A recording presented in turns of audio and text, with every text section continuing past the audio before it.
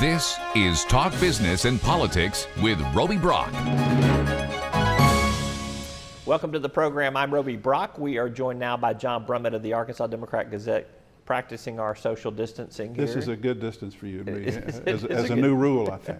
It'll be good. We may just, even after all this coronavirus is over, you and I may keep this far apart. Or maybe just further, further apart.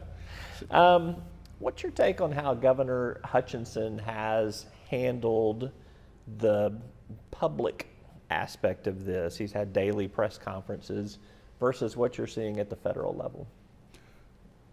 Well, the governor's getting pretty good marks from everyone, including a lot of liberals who haven't wanted to give him the credit I've been giving him for 2 or 3 years. He is reporting daily. He is reporting measured, accurate information. He's taking the questions, and if he feels a need to finesse them, he does that.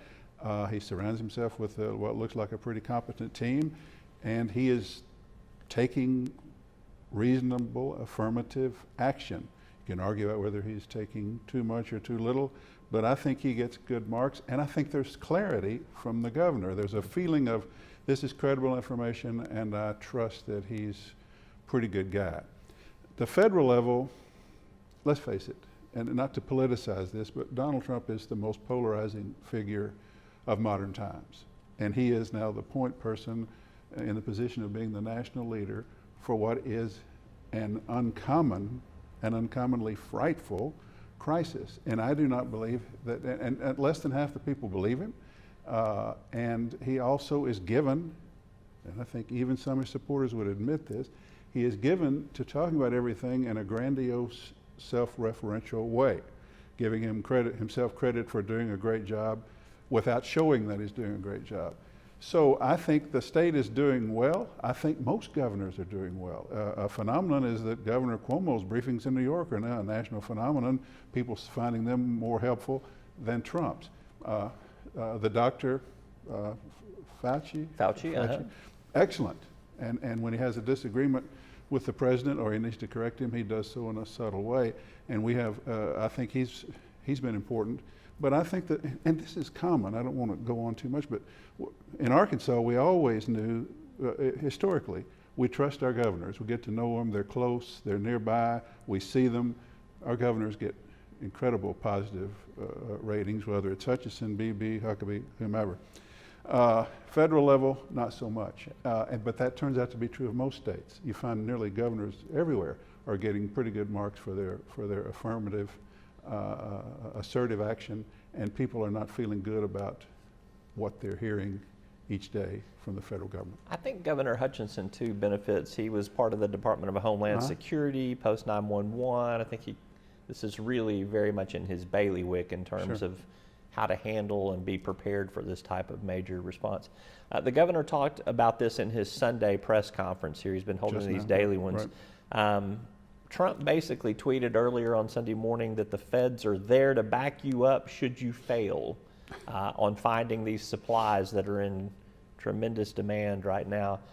Can you imagine Franklin Roosevelt telling the states to figure out how to build warships after the attack on Pearl Harbor? I mean, no. Asa was restrained, but you could tell this is not the way he wishes this would be implemented. Basically what the governor said, and he had said pretty much this before when it wasn't so pronounced, but he said, we got 25% of our personally protective equipment for medical care providers. That's what we got from FEMA. That's all we've received. And we're now told, and this is the governor's words, we're now told after that runs out, which he says is imminent, we're, quote, on our own. And then he proceeded to say, we find out, being on our own, that there is a global bottleneck, sort of a melee out here where people are raising the prices of something you order at the dock, and if you're not prepared in real time to pay some sort of premium at some port somewhere, you don't get your product. And even if you don't get it, you find out the thing people are trying to, in a major scale, what people who are trying to order toilet paper from Amazon find out. First they tell you it'll be here by April, then they tell you it'll be here by May 22nd, then you find out it's coming from China, then you find out it may not be coming at all. that's sort of a microcosm, a personal example of what's happening on a state level.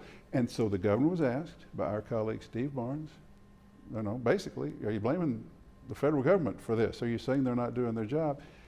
Being a Republican governor, being circumspect, needing not to complicate our trouble with a feud with the president, he said in a very nice way, I've said this before, it would be better if the federal government would use its consolidated resources to attend to this problem, because we're competing not just with New York and Tennessee, but we're competing with other countries in a market that is nuts. I got the impression, and I don't mean to sound alarmist, but I got the impression we may soon run out of masks and gowns and gloves for our healthcare people, with no more coming.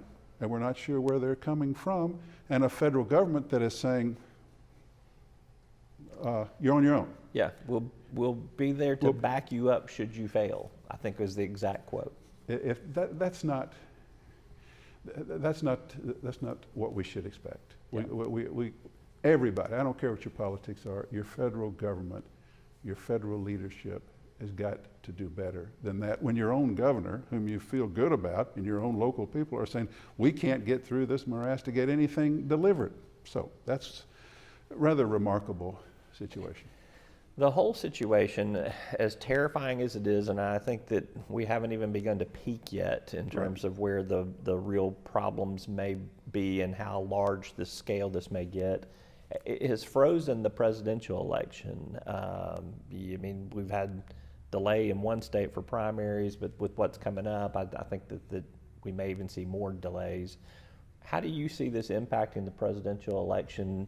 When is it okay to campaign again, almost? I don't know. When's it okay for any element of normalcy to return? It's frightfully unknown. I found myself, I think Friday, wanting to refer to Bernie Sanders in some reference in a column and thinking, did he drop out or did he not? Because I've been so focused on, other things. I know he ought to drop out. I know he's finished, but there's been so little attention paid to it by somebody who enjoys normally paying attention to it and keeping up with it. So it's frozen. The race is frozen. It is politically good, and I hate to even politically handicap this matter, but Joe Biden, because of his breadth of experience in government, and because he was just bursting into a big lead at the time, basically we stopped in place with our presidential race. It's been a political advantage for him, both in terms of locking down himself as the nominee, which is now done, but I think he's probably polling pretty well right now against Trump, because we're seeing all these uncertainty. And healthcare is a strong issue for Democrats, and it's not typically for Republicans. But all of that is today, and if what I hope happens, and this passes, and we're all safe, and we get out and we throw a big party, and we have a commercial bonanza, and our economy is restored, it reelects Trump. But right now, it doesn't. The bigger question right now is, how many people will people get to go vote? And can we fashion another kind of general election, constitutionally mandated, if people can't? So that's how all that is. Constitutionally mandated legislative session that's coming up too. It'll be interesting to see how that plays out. Let's save that for another day. Let's talk lastly here just about how long you think society as a whole, can do this social distancing thing. I mean, we're not even 2 weeks into it here in Arkansas, and I sense it's already difficult for many people, and it doesn't look like there's any end in sight. This is such an unnatural thing. We're an energetic people. We're a social people. We measure ourselves by getting out and doing things. We're facing a crisis. What do you normally do when you're in a crisis? You get mobilized into action. What is this crisis causing us to be told to do? Mobilize into immobility. Here's a check, sit on your couch. Don't do anything. don't do anything while we can't tell you what the situation is. We're asking you to sit there and do nothing, and we're probably going to send you a check, but I don't know how long it'll be, and we don't know exactly what we don't know what the situation is right now because we don't have testing kits, and we can't take an inventory of where we are. Yeah. What I just described, with all due respect to the spirit of the American people, is not a sustainable system or form of human behavior. You can't do that in the long term. You've got to have some incentive.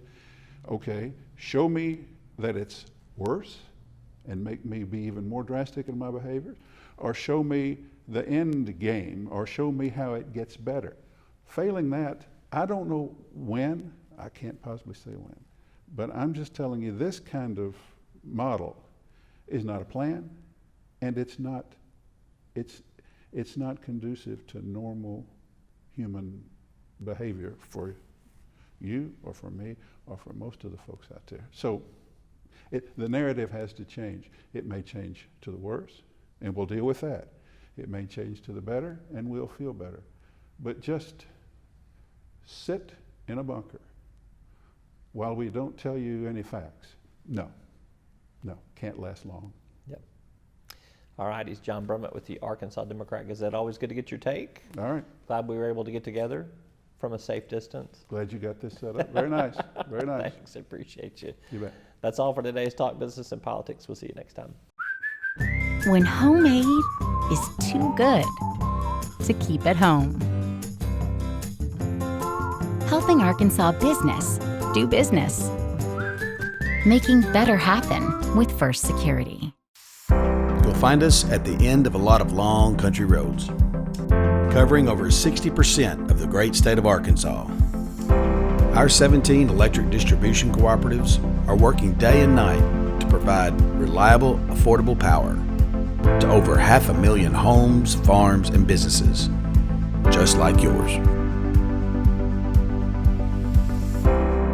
The Electric Cooperatives of Arkansas, your local energy partners.